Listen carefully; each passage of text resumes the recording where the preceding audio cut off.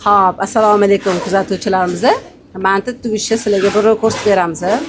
Qo'liga xamir qo'yib olib, qarshi ichiga yaxshilab joylashtirib olib, bu yerda primoy qo'yamiz.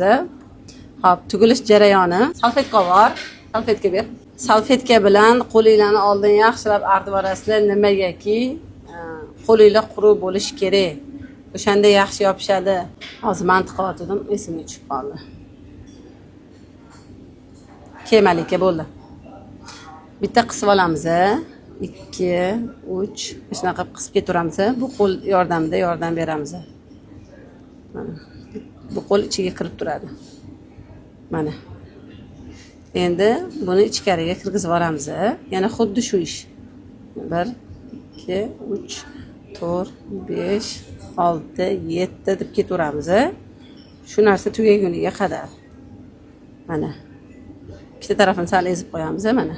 Mantilarimiz tayyor. Mana ikki tarafi ham bir xil. Yog'lab olib, manti qasqonga qo'yamiz. Yana bittasini ko'rsatib beraman. Xuddi shunaqa mana. Xamirlarimiz tayyor.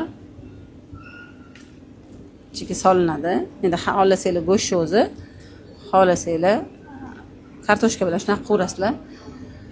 Salfetkada обязательно qo'lni artish kerak. Bo'lmasam bo'lmaydi. Mana.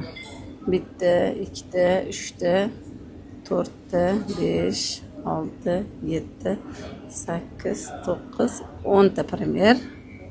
Mana. Bu qo'l bilan ezib olamiz. Mana xuddi shunaqa qilib tugib ketaveramiz. Mana. Ikki tarafini sal ezib qo'yamiz.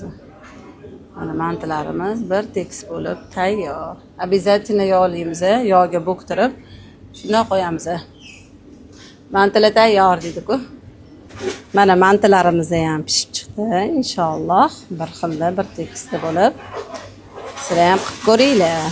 Yoqimli ishtaha.